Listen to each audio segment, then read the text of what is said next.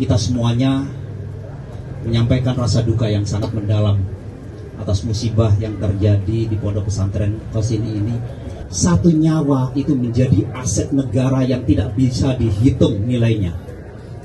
Terkait dengan kesulitan, kita tahu sendiri bahwa konstruksi yang saat ini terjadi, reruntuhan ini, satu titik ada getaran saja bisa menimbulkan dampak-dampak yang lain.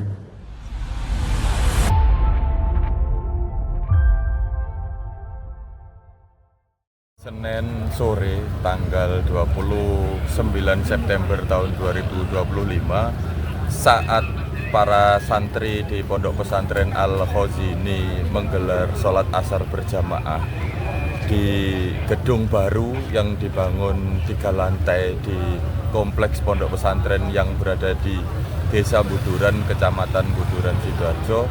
Tiba-tiba gedung itu ambruk. Para santri itu pun terjebak di antara reruntuhan. Selain para santri yang sedang menggelar sholat berjamaah, sholat asar waktu itu, di bagian atas juga sedang ada sejumlah tukang begitu yang melakukan pengecoran lantai atas dibantu oleh sejumlah santri. Mereka inilah yang kemudian menjadi korban reruntuhan dalam peristiwa ambruknya gedung 3 lantai di kompleks Pondok Pesantren Al-Khozini di Buduran, Sidoarjo. Puluhan santri sempat menyelamatkan diri, mengevakuasi diri mereka, kemudian mereka berhamburan dan berhasil selamat dari peristiwa ini. Namun ada sejumlah santri yang terjebak di dalamnya. Tak lama berselang, sejumlah petugas kepolisian dan dari BPBD berdatangan untuk mengevakuasi mereka. Sejumlah santri berhasil dievakuasi dalam kondisi selamat, tapi sebagian lainnya dievakuasi sudah meninggal dunia. Selain 4 santri yang meninggal dunia, ada 23 santri yang mengalami luka-luka dan harus menjalani perawatan intensif di rumah sakit, di beberapa rumah sakit tepatnya, termasuk di rumah sakit milik Pemkab Sidoarjo, yakni RSUD Notopuro Sidoarjo.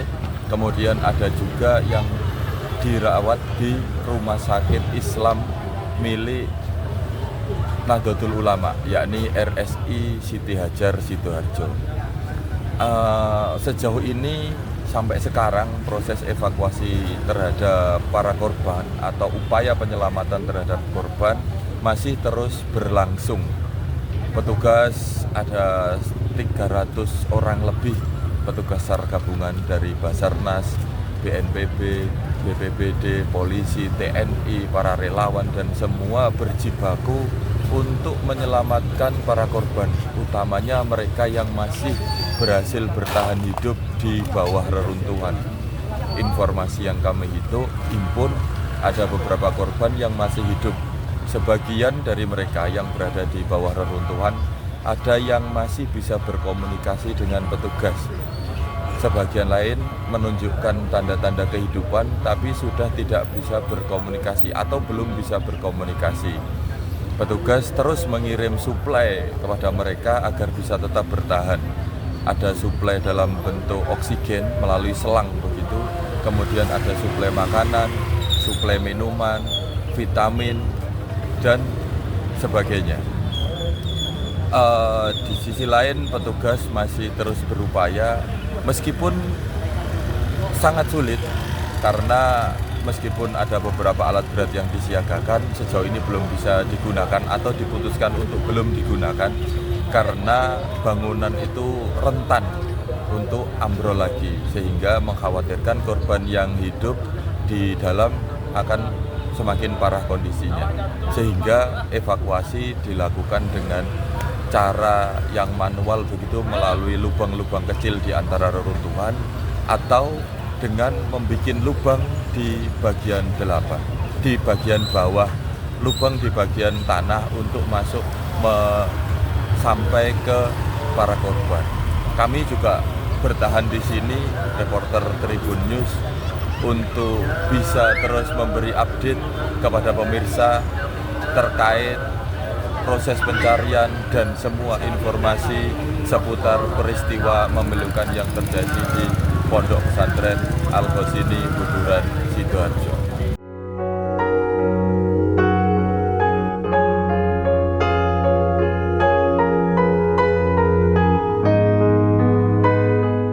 Media, bapak-bapak, ibu-ibu yang juga menjadi bagian dari kesedihan kita. Saya ingin menambahkan apa yang disampaikan oleh Kepala BNPB tadi.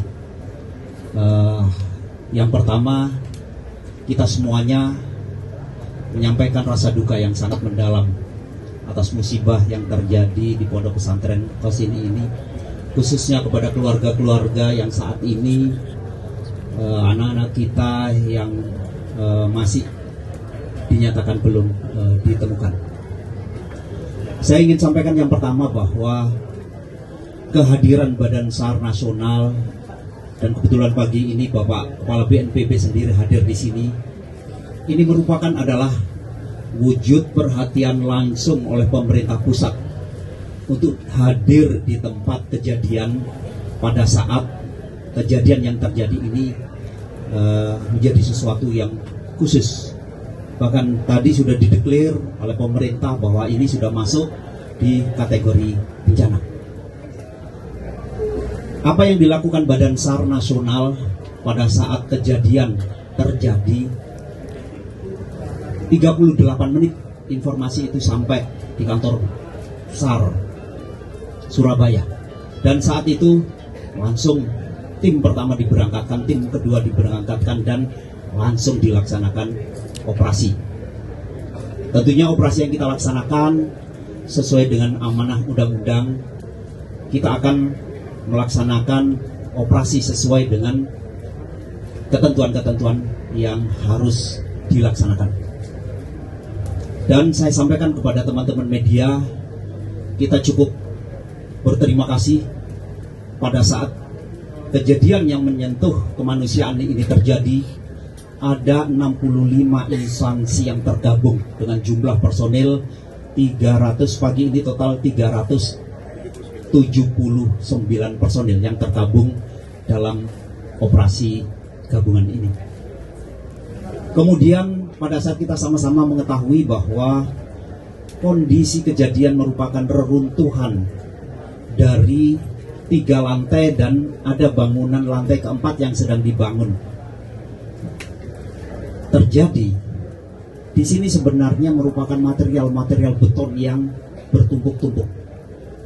Sehingga dari kondisi ini, kalau dalam istilah SAR, tipe reruntuhannya sebenarnya tipe pancake.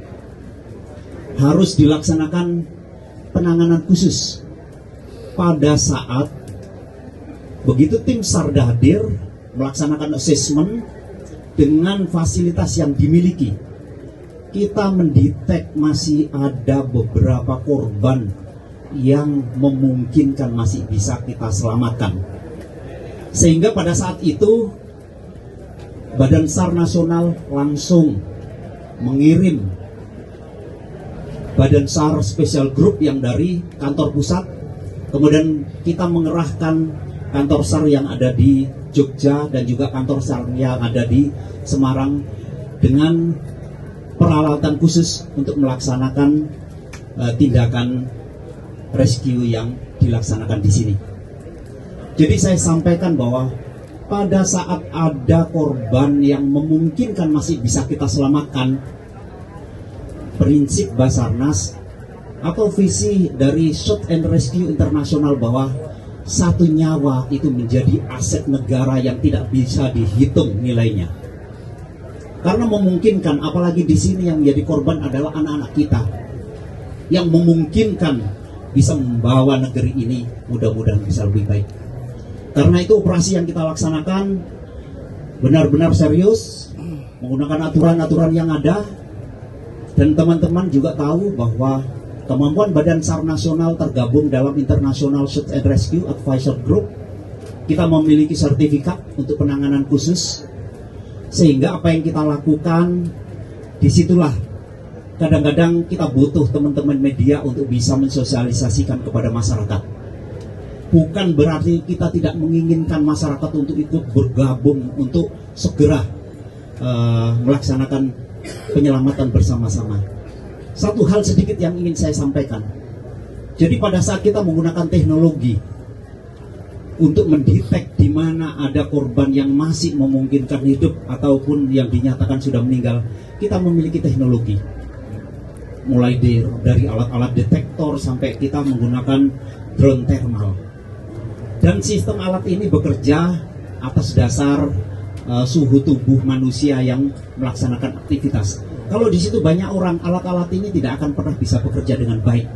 Karena itu sebenarnya kemarin misalkan ada tindakan untuk clear area.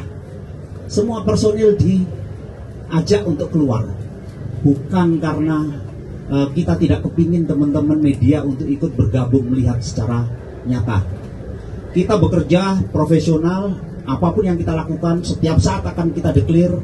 Saya melaksanakan press release di kantor pusat Basarnas, sudah saya sampaikan ke teman-teman media, dan saya sampaikan untuk informasi secara berkala.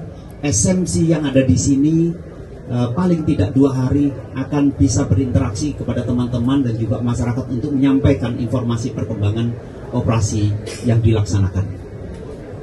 Jadi kita mengharapkan operasi ini bisa segera kita selesaikan.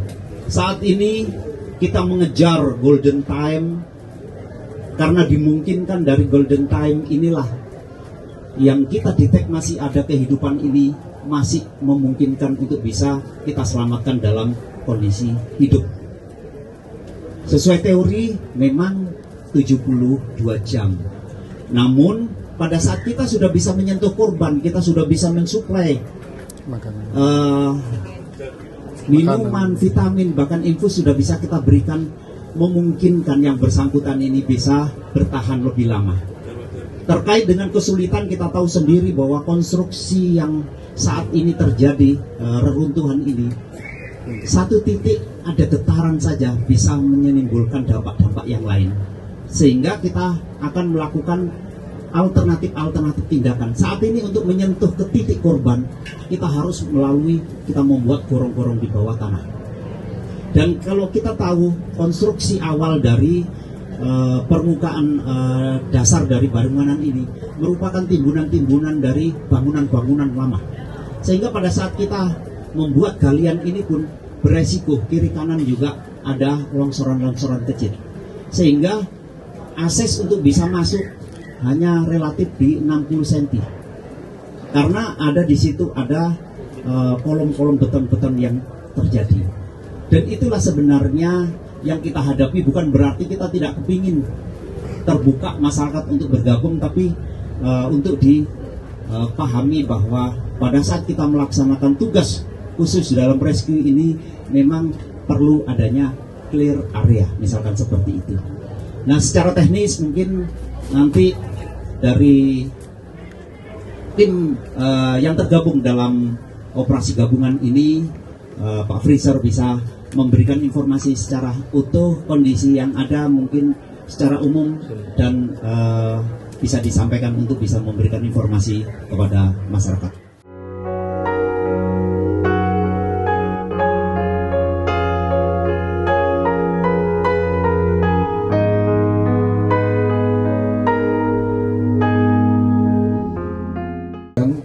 Informasi menindaklanjuti apa yang disampaikan oleh Bapak Kepala BNPB dan Kepala Basarnas.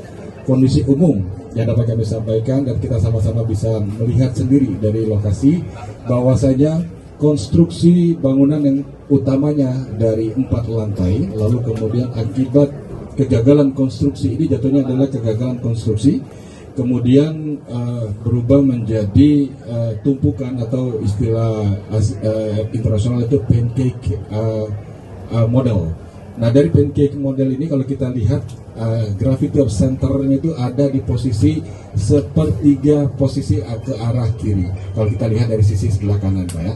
Kemudian dari posisi trap yang ada di bawah ini ada perbedaan ketinggian antara level di bangunan bagian dasar, sehingga pada saat posisi gravity of center yang ada di posisi tengah ini menutup akses, maka akses di sebelah tertutup sama sekali karena sudah sama-sama flat dengan lantai dasar.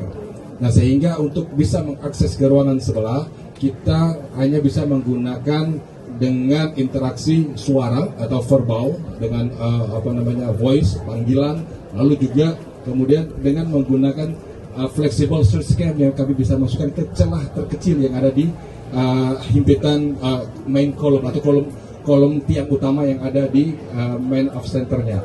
Lalu kemudian kalau Bapak-Bapak lihat dari konstruksi yang ada di kolom utama tengah itu posisinya hampir berbentuk U-shape. Artinya kalau kita melihat konstruksi dari sebuah bangunan secara standar, standarnya adalah apabila dia mengalami kegagalan konstruksi harusnya dia patah, bukan melengkung. Atau artinya kalau kita melihat ini adalah elastisitasnya sangat tinggi.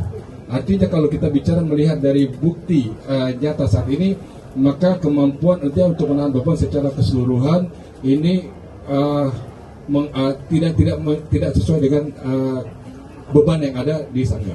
Akibatnya adalah maka tercipta void, ruang celah sempit yang ada di dalam yang kesulitan untuk kita bisa akses. Selama 2 hari kita melakukan upaya untuk evakuasi. Alhamdulillah 11 korban berhasil tim gabungan evakuasi dari 3 sektor, yaitu A1, A2 dan A3. Di mana A1 dan A2 itu adalah di lower surface, kemudian A3-nya adalah di top floor.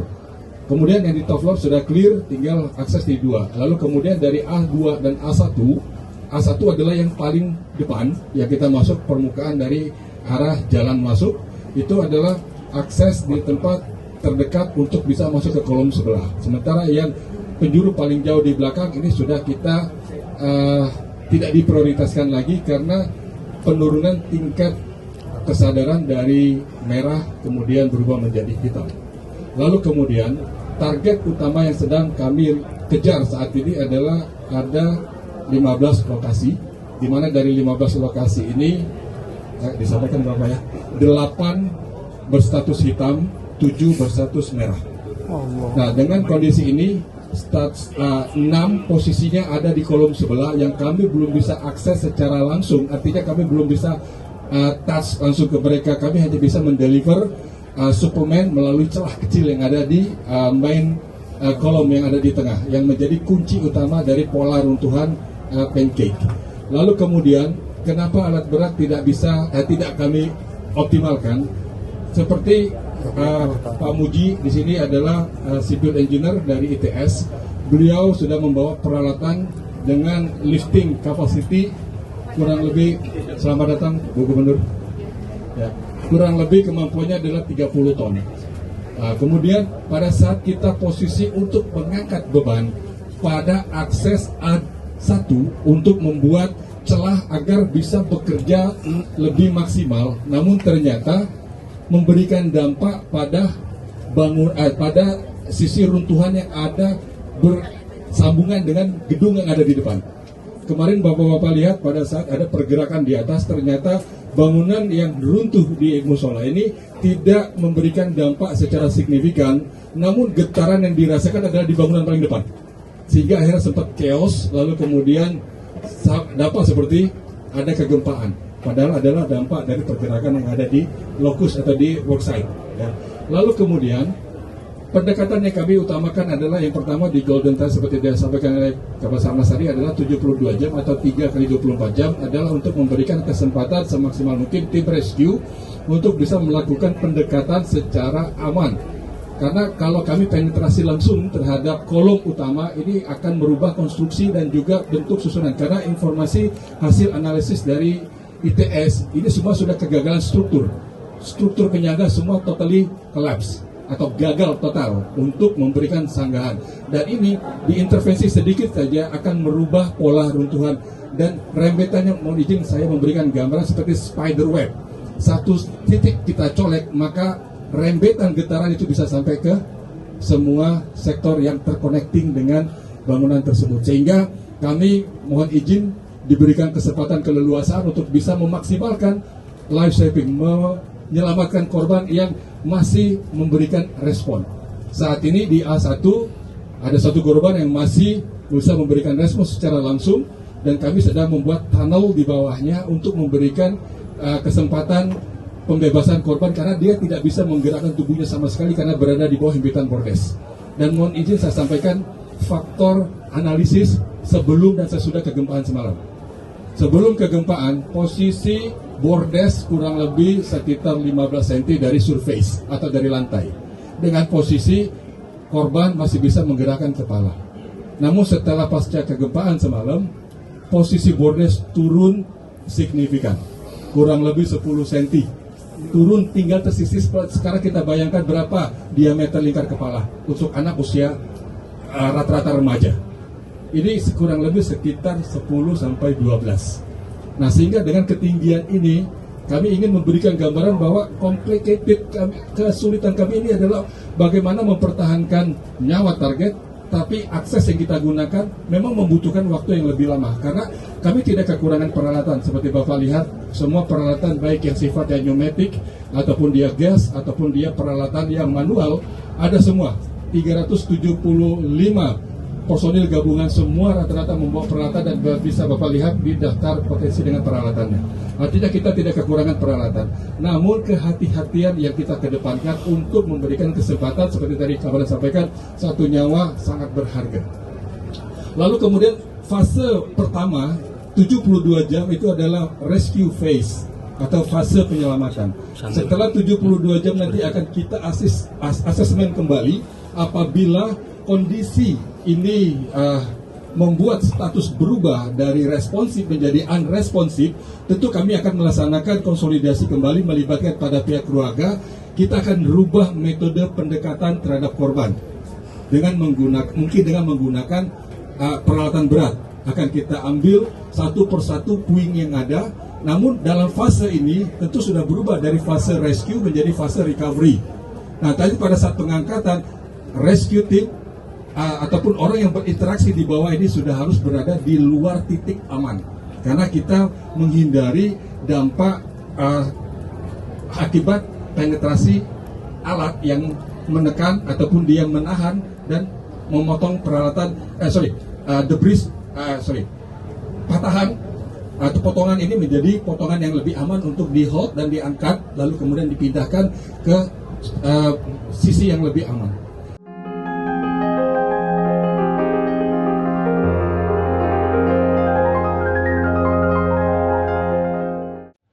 Demikian saksi kata tentang peristiwa awal robohnya bangunan di kompleks Pondok Pesantren Al-Khozini di Duren Sidoarjo. Saksikan saksi kata selanjutnya dari saya M. Taufik, Tribun News Sidoarjo.